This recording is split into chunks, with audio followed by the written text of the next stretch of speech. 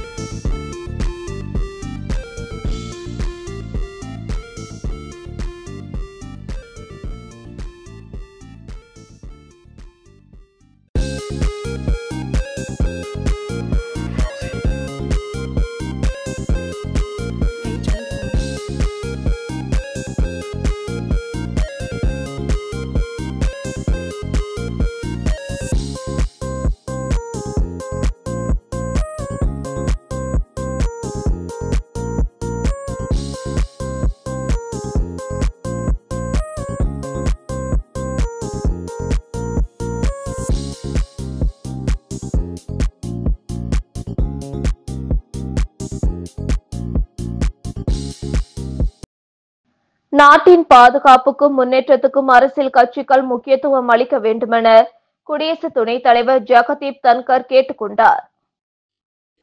தேசத்தை கட்டி எழுப்புவதில் சுற்றுச்சூழல் நிலைத்தன்மை என்னும் தலைப்பில் புதுச்சேரி ஜிப்மர் மருத்துவக் கல்லூரி வளாகத்தில் டாக்டர் APJ அப்துல் கலாம் அரங்கில் மாணவர்களுடன் அவர் கலந்துரையாடினார். அப்பொழுது பேசிய அவர், போர் யாருக்கும் உதவியாக இருக்காது. முன்னேற்றத்தை, அமைதியை மாற்றும் தன்மை போருக்கு உள்ளது. அனைத்து அரசியல் கட்சிகளும் தேசிய பாதுகாப்பு, தேச முன்னேற்றத்துக்கு முக்கியத்துவம் கொடுக்க வேண்டும். கடந்த 10 ஆண்டுகளில் இந்திய பொருளாதாரம் உயர்ந்து வருகிறது. தற்பொழுது உலகின் 4வது பெரிய பொருளாதார நாடாக இந்தியா விளங்குகிறது. கொரோனா பெருந்தொற்று காலத்தில் மருத்துவர்களும், செவிலியர்களும், சுகாதார ஊழியர்களும் தங்களின் வாழ்வை பணயம் வைத்து பணியாற்றினர். 100க்கும் மேற்பட்ட நாடுகளுக்கு கொரோனா தடுப்பூசிகளை பிரதமர் மோடி வழங்கினார். இளநிலை, முதுநிலை மருத்துவ படிப்புகளில் மாணவர் சேர்க்கை எண்ணிக்கை உயர்த்தப்பட்டுள்ளது. இதை மேலும் உயர்த்த வேண்டும். மருத்துவ வசதியில் புதுச்சேரி உலகத்தரம் வாய்ந்த மையமாக மாற்றப்பட வேண்டும். இதனால் மருத்துவ சுற்றுலாவிலும் புதுச்சேரி மேம்படும் என்றார். இந்த நிகழ்ச்சியில் கவர்னர் கைலாஷ்நாதன், முதலமைச்சர் ரங்கசாமி, சட்டப்பேரவைத் தலைவர் செல்வம், வைத்திலிங்கம் எம்பி, மாநிலங்களவை உறுப்பினர் செல்வகணபதி, ஏகேடி ஆறுமுகம், எம்எல்ஏ, தலைமை செயலர் சரத் சவுகான், ஜிப்மர் இயக்குனர் பி.எஸ். நேகி உள்ளிட்டோர் கலந்து கொண்டனர். புதுச்சேரிக்கு மாநில அந்தஸ்து வழங்க வேண்டியதன் அவசியத்தை வலியுறுத்தி துணை ஜனாதிபதியிடம் முதல்வர் ரங்கசாமி மனு அளித்துள்ளார். 3 நாள் அரசுமுறை பயணமாக புதுச்சேரிக்கு வந்துள்ள துணை ஜனாதிபதி ஜக்தீப் தன்கரை நேற்று சந்தித்த முதல்வர் ரங்கசாமி, புதுச்சேரிக்கு மாநில அந்தஸ்து வழங்க வலியுறுத்தி மனு அளித்தார். அவர் அளித்துள்ள மனுவில், புதுச்சேரிக்கு மாநில அந்தஸ்து வழங்க வேண்டும் என்ற நீண்டகால கோரிக்கையை உங்கள் கவனத்திற்கு கொண்டு வர விரும்புகிறேன். மக்களால் தேர்ந்தெடுக்கப்பட்ட அரசாங்கம் மக்களுக்கு அளித்த வாக்குறுதிகளை நிறைவேற்றுவதற்காக அடுத்தடுத்து தேர்ந்தெடுக்கப்பட்ட அரசாங்கங்கள் கட்சி பேதமின்றி மாநில அந்தஸ்தை வழங்க வேண்டிய மத்திய அரசிடம் மீண்டும் மீண்டும் வலியுறுத்தியுள்ளன. புதுச்சேரி சட்டசபையிலும் அனைத்து கட்சிகளின் ஒருமித்த ஆதரவுடன் பலமுறை தீர்மானங்கள் நிறைவேற்றியுள்ளது. அனைத்து அரசியல் கட்சிகளின் மற்றும் மக்களின் தீவிர விருப்பமான மாநில அந்தஸ்தை புதுச்சேரிக்கு வழங்கப்பட வேண்டும். சட்டசபை கொண்ட புதுச்சேரி யூனியன் பிரதேசம் நீதி ஆணையத்தில் சேர்க்கப்படவில்லை. இது ஒரு யூனியன் பிரதேசம் என கூறி அதன் வளர்ச்சிக்கு முறையற்ற நிதி பகிர்வை ஏற்படுத்துகிறது. எனவே புதுச்சேரியை வாழ்க்கை தரத்தில் அடுத்த கட்டத்திற்கு கொண்டு செல்லவும், சுற்றுலா மற்றும் தொழில்துறை மேம்பாட்டை மேம்படுத்தவும் மாநில அந்தஸ்து வழங்குவது குறித்து உயர் மட்டங்களில் விவாதிக்குமாறு தங்களிடம் மனதாக கேட்டுக் கொள்கிறேன் என குறிப்பிடப்பட்டுள்ளது. ஊர்காவல் படை வீரர்கள் 15 பேர் பணி மூப்பு அடிப்படையில் சட்டசபை காவலர்களாக நியமிக்கப்பட்டுள்ளனர். சட்டசபை காவலர் பணியிடம் 15 காலியாக இருந்தது. இந்த இடங்களை போலீஸ் துறையில் பணியாற்றி வரும் ஊர்காவல் படையினர்களை பணிமூப்பு அடிப்படையில் நிரப்ப ஒப்புதல் பெறப்பட்டது. அதனையொட்டி பணிமூப்பு அடிப்படையில் தேர்வு செய்யப்பட்ட ஊர்காவல் படை வீரர்கள் 15 பேருக்கு நேற்று சட்டசபையில் முதல்வர் ரங்கசாமி பணியாணை வழங்கினார். அப்பொழுது சபாநாயகர் செல்வம் உடனிருந்தார். ஆதி திராவிடர் நலத்துறை மூலம் முத்தியால்பேட்டை தொகுதிக்குட்பட்ட கல்லறை பகுதியில் ரூபாய் 20 லட்சம் மதிப்பில் சிமெண்ட் சாலை அமைக்கும் பணியினை தொகுதி எம்எல்ஏ பிரகாஷ்குமார் முன்னிலையில் அமைச்சர் சரவணன்குமார் தொடங்கி வைத்தார். புதுச்சேரி அரசு ஆதி திராவிடர் மற்றும் பழங்குடியினர் நலத்துறை மூலம் முத்தியால்பேட்டை தொகுதிக்குட்பட்ட சோலை நகர் தெற்கு பகுதி அருகே உள்ள கல்லறை பகுதியில் ரூபாய் 20 லட்சம் மதிப்பில் புதிய சிமெண்ட் சாலை அமைக்கும் பணியின் துவக்க விழா இன்று நடைபெற்றது. தொகுதி சட்டமன்ற உறுப்பினர் பிரகாஷ்குமார் முன்னிலையில் நடைபெற்ற விழாவில் சிறப்பு அழைப்பாளராக ஆதி திராவிடர் நலத்துறை அமைச்சர் சரவணன்குமார் கலந்து கொண்டு பூமி பூஜை செய்து பணியினை தொடங்கி வைத்தார். இந்த நிகழ்ச்சியில் ஆதி திராவிடர் நலத்துறை இயக்குநர் இளங்கோவன், சார் பொறியாளர் பக்தவச்சலம், இளநிலை பொறியாளர் கார்த்திக் மற்றும் சட்டமன்ற உறுப்பினரின் ஆதரவாளர்கள் உட்பட அப்பகுதி மக்கள் திரளாக கலந்து கொண்டனர். உழவர்கரை புனித அந்தோணியார் ஆலய தேர்பவனியில் சமூக சேவகர் டாக்டர் நாராயணசாமி கலந்து கொண்டு தேர்பவனியில் கலந்து கொண்டவர்களுக்கு புனித அந்தோணியாரின் புகைப்படத்தை வழங்கினார். புதுச்சேரி உழவர்கரை தொகுதிக்குட்பட்ட உழவர்கரை 4வது தெரு பகுதியில் அமைந்திருக்கும் புனித அந்தோணியார் ஆலயம் ஆண்டு திருவிழா நடைபெற்று வருகிறது. இதையடுத்து ஆலயத்தின் பெரிய தேர்பவனி நடைபெற்றது. இதனை முன்னிட்டு காலை நடைபெற்ற திருப்பலியில் கலந்து கொண்ட உழவர்கரை தொகுதி என்ஆர் காங்கிரஸ் பிரமுகரும் மக்கள் சேவகருமான டாக்டர் நாராயணசாமி பிரார்த்தனை செய்தார். தொடர்ந்து விழாவில் கலந்து கொண்ட 1000 பக்தர்களுக்கு இனிப்பு, பன்கள் மற்றும் அந்தோணியார் லேமினேஷன் புகைப்படங்களை வழங்கினார். முன்னதாக ஆலயத்திற்கு நன்கொடியும் வழங்கப்பட்டது. இந்நிகழ்ச்சியில் என்ஆர் காங்கிரஸ் கட்சியினர் மற்றும் பொதுமக்கள் திரளாக கலந்து கொண்டனர். மதகடிப்பட்டில் வீடற்ற நரிக்குறவர் மக்களுக்கு இலவச மனைப்பட்டா வழங்க கோரி கவனஈர்ப்பு பொதுக்கூட்டம் நடைபெற்றது. மதகடிப்பட்டு பகுதியில் சாராயக்கடை பின்புறம் கடந்த 120 ஆண்டுகளுக்கு மேலாக வீடின்றி வாழ்ந்து வரும் நரிக்குறவர் சமூக மக்களுக்கு இலவசமாக மனைப்பட்டா வழங்க கோரி வில்லியனூர் மாவட்ட துணை ஆட்சியர் அலுவலகம் எதிரே கவனஈர்ப்பு பொதுக்கூட்டம் நடைபெற்றது. நரிக்குறவர் நலசங்க தலைவர் செல்வம் தலைமையில் நடைபெற்ற கூட்டத்தில் ராமச்சந்திரன், விஜய், சந்திரா, ராஜ்குமார் ஆகியோர் முன்னிலை வகித்தனர். இந்த கூட்டத்தில் பழங்குடியினர் விடுதலை இயக்கத்தின் மாநில செயலாளர் ஏகாம்பரம் கண்டன உரையாற்றினார். மேலும் ஏப்ரல் 14 இயக்க தலைவர் நித்யானந்தம், குதிரை வண்ணார் சமூக தலைவர் தெய்வநிதி உள்ளிட்ட பலர் உரையாற்றினர். கடந்த 25 ஆண்டுகளாக நரிக்குறவர் மக்களின் பிள்ளைகள் எதிர்கால நலனிற்காகவும் வாழ்வுரிமை நிலை பெறவும் அரசிடம் மனைப்பட்டா கோரி தொடர்ந்து போராடி வருகின்றனர். ஆனால் இதுவரை எந்த ஒரு அதிகாரப்பூர்வ நடவடிக்கையும் எடுக்கப்படவில்லை எனவும் அரசு காலம் கடத்துகிறது எனவும் அவர்கள் கண்டனம் தெரிவித்தனர். மாநில அரசின் கவனத்தை ஈர்க்கும் வகையில் இந்த பொதுக்கூட்டம் நடைபெற்றது. இதில் பல்வேறு சமூக ஆர்வலர்கள் மற்றும் அரசியல் கட்சி பிரதிநிதிகள் கலந்து கொண்டு ஆதரவு தெரிவித்தனர்.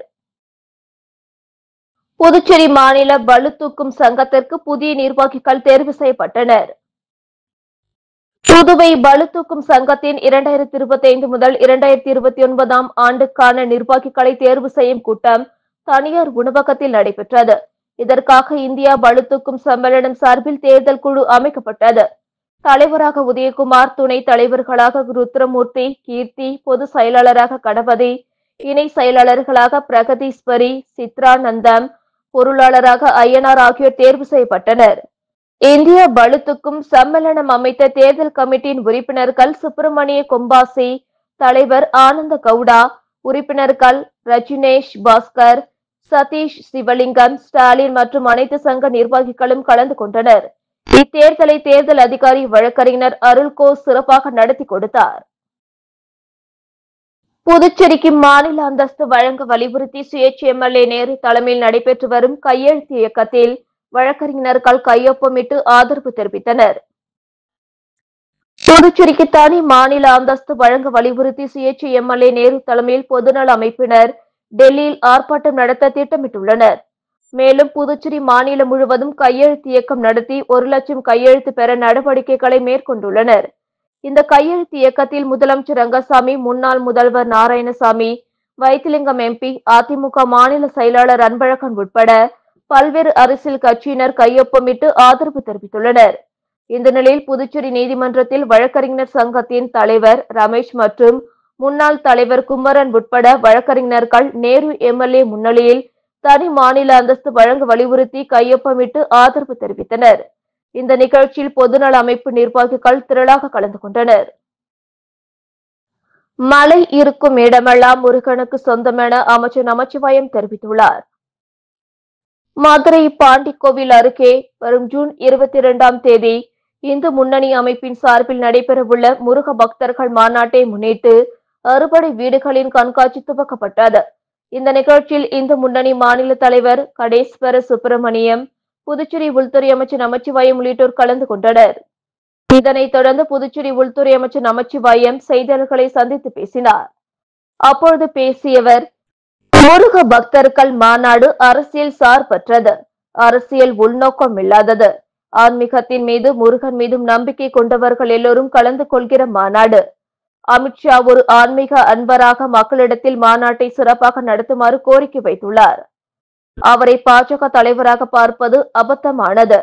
முதலமைச்சர் ஸ்டாலினுக்கும் கூட அழைப்புதல் கொடுக்க நேரம் கேட்டிருக்கிறோம். அவர் இன்னும் நேரம் கொடுக்கவில்லை. மழை இருக்கும் இடமெல்லாம் முருகனுக்கு சொந்தமானது. தமிழக அரசு எந்த நோக்கத்தில் முருகன் மாநாடு நடத்தியதோ அதே நோக்கத்தில்தான் முருக பக்தர்களின் மாநாடும் நடத்தப்படுகிறது. இதில் எந்த பிளவுவாத நோக்கமும் கிடையாது என தெரிவித்துள்ளார். இத்துடன் செய்திகள் நிறைவடைந்தன. வணக்கம்.